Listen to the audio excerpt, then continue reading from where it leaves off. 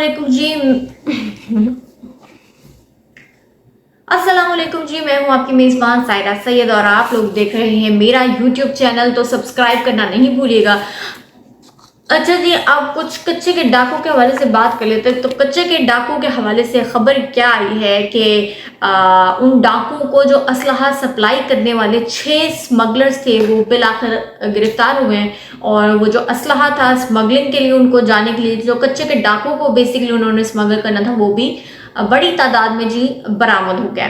तो पुलिस के मुताबिक सिंध पंजाब सरहद दाववाला पर स्मगलरों को गिरफ्तार किया गया। पुलिस ने बताया कि स्मगलरों के 2 गाड़ियों से असलहा बरामद किया गया और मुल्ज़मान असलहा कच्चे के डाकू को सप्लाई करने जा रहे थे। पुलिस का कहना है कि बरामद होने वाला असलहा में 63 पिस्टल, 22 राइफल्स और 25,000 गोलियां शामिल हैं। अब लोग आलम देख लें जरा। अच्छा, एक कल मैंने अपने ब्लॉग में आप लोगों को वाकया बताया था मिल्लत एक्सप्रेस का, जो कि ट्रेन है और उसमें एक जो पुलिस वाला है वो एक औरत पर तशद्दुद कर रहा था। मैंने बताया कि जो अब ताज़ा तरीन इतलात है उसके मुताबिक वो औरत जो है वो जाँ बहक हो गई है, कत्ल हो गई है या जाँ बहक हुई है तो अल्लाह ही जानता है। ठीक है, इनिशियल रिपोर्ट्स आई थी कल, उनके जो भी डॉक्टर हैं उन्होंने मुआयना करके फोरेंसिक में ये बताया कि इन्होंने खुद से खुदकुशी कर ली है। मतलब खुदकुशी की है, किसी ने उसके लिए फोर्स नहीं किया, प्रपोज नहीं किया, कुछ नहीं, धक्का शक्का कुछ नहीं मारा, खुदकुशी कर ली है। अभी तक के जो 2 रेलवे तर्जुमान है जी, उनका कहना है कि अब तक के बयानात के मुताबिक खातून ने खुद छलांग लगाई। ठीक है, अब मैं कल भी यही बात करी थी, आज भी मैं यही बात करूंगी। एक खातून है वो अपने बेटे या भाई के साथ ट्रेन में सफ़र कर रही है। क्या वो सुसाइड करने के लिए कर रही है? भाई उसे तो पहली पटरी भी मिली है ना, जब ट्रेन गुजरना है तो पटरी पे भी इतना खर्चा करके वो आखिर क्यों बैठेगी, ट्रेन में सवार होगी? सिर्फ इसलिए अपने आप को इतनी भयानक मौत देने के लिए कि वो जी चलती ट्रेन से एकदम छलांग लगा देगी और जो भी होगा। तो पता नहीं इसमें सच क्या है झूठ क्या है, लेकिन हम सब तो फिर यही दुआ करेंगे कि अल्लाह उस औरत के दर्जात बुलंद अता फरमाए और उसके घर वालों को सब्र जमीन अता फरमाए, आमीन इंशाल्लाह ताला। तो अगली खबर की जाने बढ़ते हैं और ये खबर उनके लिए है स्पेसिफिकली जो बैरून मुल्क जाने के ख्वाहिशमंद है।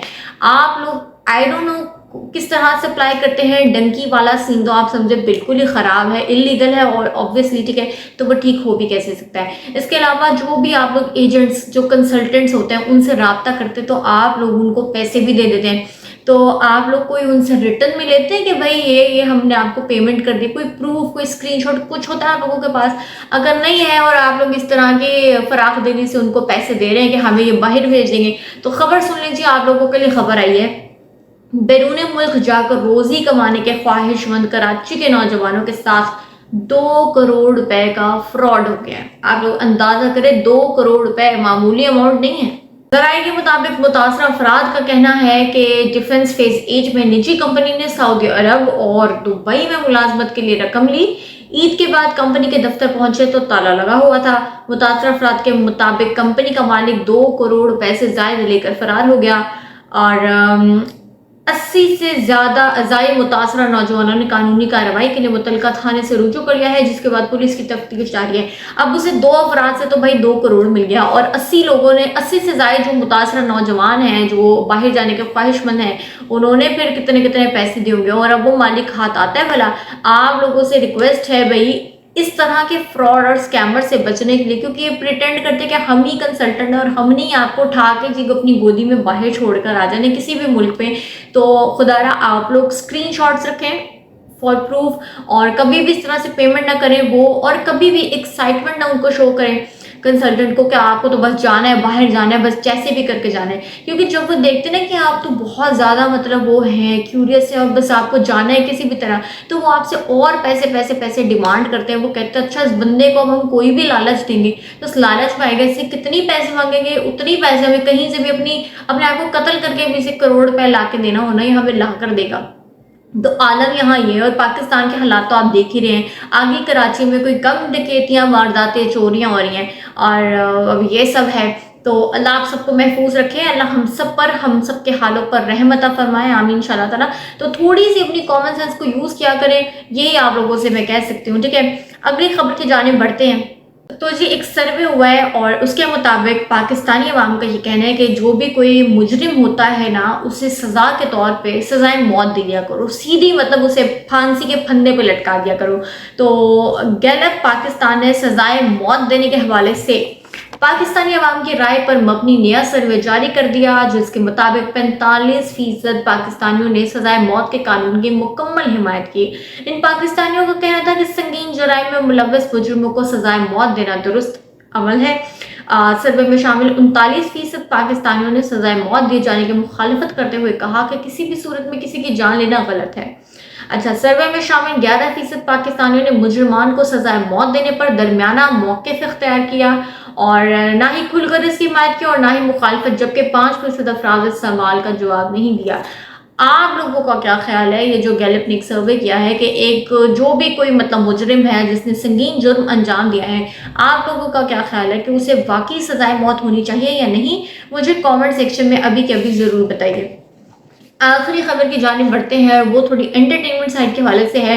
بشریٰ انصاری جو پاکستان کی بڑی جانی مانی اور ویٹرن اور لیڈنگ ایکٹریس ہیں، تو انہوں نے اب مطلب جس سے بھی شادی کی ہے تو انہوں نے اس پر سے پردہ اٹھا دیا ہے کہ میں نے اس بندے سے شادی کر لی ہے۔ اپنے یوٹیوب چینل کے ولاگ میں انہوں نے جی یہ بات کا انکشاف کر دیا ہے، اپنے ہسبینڈ سے بھی ملا ہے اور یہ ملاقات کا احوال بھی بتا دیا ہے۔ تو خبر کی جانب بڑھتے ہیں، بشریٰ انصاری نے شوہر ہدایت کار جو کہ ڈائریکٹر ہیں اقبال حسین کے ساتھ اپنے یوٹیوب چینل پر ہماری ملاقات کے نام سے جاری ولاگ میں شادی کی تصدیق کی اور اس دوران بڑی عمر میں شادی کے حوالے سے اپنے خیالات کا اظہار کیا۔